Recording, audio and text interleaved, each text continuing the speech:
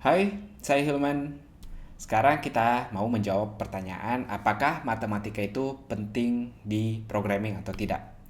Level pentingnya mungkin berbeda-beda tergantung di bidang apa atau di bagian mana teman-teman bekerja di programmingnya. Tapi secara umum apakah dibutuhkan? Iya, sangat dibutuhkan.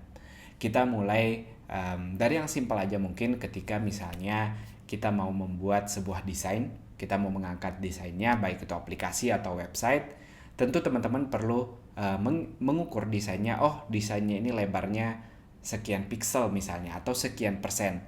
Atau kalau teman-teman mau membuatnya responsif ketika di mobile berbeda atau sekedar ukuran ketika portrait, ukuran ketika mode yang lain, teman-teman mau memberikan logika yang berbeda. Di situ sudah ada unsur matematikanya.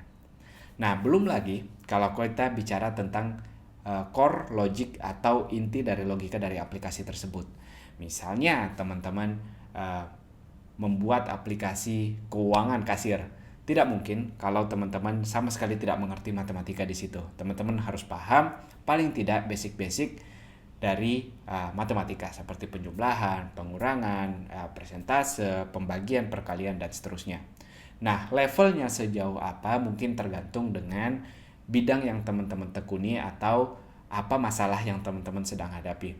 Kalau teman-teman bekerja programmingnya di bidang data science, mungkin sudah perlu lebih jauh lagi belajar matematikanya. Berbeda kalau misalnya teman-teman hanya secara pasif, bukan cuma, maksud saya berbeda ketika teman-teman kalau teman-teman fokus membuat desain website misalnya di HTML CSS atau mengkonvertnya dalam sebuah aplikasi entah itu menggunakan Flutter, menggunakan bahasa natif masing-masing atau apapun bahasa programnya, mungkin berbeda beban pelajaran matematika yang teman-teman akan hadapi. Nah, saran saya pribadi ini tidak perlu dibikin stres. Saya nggak bisa matematika, saya nggak bisa ngoding, nggak perlu seperti itu. Tapi natural aja ketika teman-teman menghadapi sebuah masalah dan di situ dibutuhkan matematika, maka tidak ada salahnya kalau teman-teman mulai belajar pelan-pelan di sana.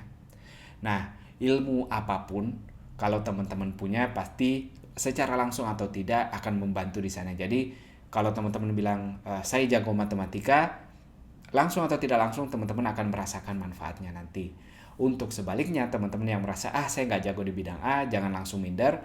Kita punya kesempatan belajar semuanya. Apapun pelajarannya kita bisa mulai itu dari nol. Kalau teman-teman sama sekali merasa tidak bisa. Nah, saya akan coba bahas lagi yang lain di dunia matematika ini. Sebenarnya yang paling kita butuhkan adalah tahu rumus atau tahu bagaimana cara menyelesaikan masalah di program tersebut. Nah, sebagai contoh pada saat kuliah, saya pernah mendapat masalah gimana mengkonvert sebuah gambar yang dari berwarna jadi tidak berwarna misalnya. Atau bagaimana cara mendeteksi wajah di gambar misalnya. Saya sama sekali tidak punya pengetahuan apa rumus atau logika untuk mendeteksi wajah dalam sebuah foto atau dalam sebuah gambar. Tapi pada saat kuliah kita diberitahu, oh ini adalah rumus untuk mendeteksi wajah. Jadi kasarnya rumusnya misalnya A kali B per C dengan A, B, C ini adalah variabel masing-masing.